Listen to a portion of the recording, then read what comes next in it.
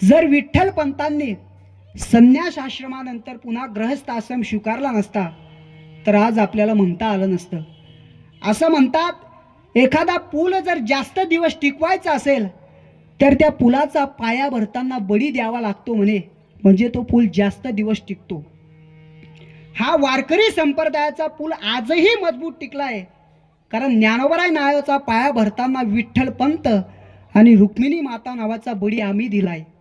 म्हणून तुम्ही जगात कुठेही फिरा, द्वादशी सारखी तिथी नाही, एकादशी सारखं व्रत नाही, पांडुरंगासारखा देव नाही, गाथा ज्ञानेश्वरी सारखं वाङ्मय नाही, ज्ञानोबराय तुकोबरायांसारखे संत नाही, रामकृष्ण हरी सारखा मंत्र नाही, आणि वारकरी संप्रदायासारखा दुसरा संप्रदाय नाही. परमश्रद्धेय डोंगरेजी महाराज वारकरी संप्रदायाचं वर्णन करायचे. आदमी जितने ज्यादा फैशन के कपड़े पहनता है उतना हो दिल में पापी होता है. आदमी जितने ज्यादा फैशन के कपड़े पहनता है उतना वो दिल में पापी होता है. इसीलिए तो महाराष्ट्र का वारकरी संप्रदाय सफेद कपडे पहनता है. हे वारकरी संप्रदायाचं वैशिष्ट्य आहे.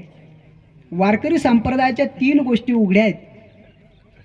आपला देव उघडा आहे, आपले संत उघडे आणि आपला मंत्र उघडा आहे. देव उघडा आहे, नेनो ब्रह्म मार्ग चुकले, उघडे पंढरपुरास याले. संत उघडे, उघडे परब्रह्म सद्गुरूची मूर्ती, पुरविती आरती शिष्याची या. आणि आपला मंत्र उघडा आहे, उघडा मंत्र जाणा रामकृष्ण म्हणा.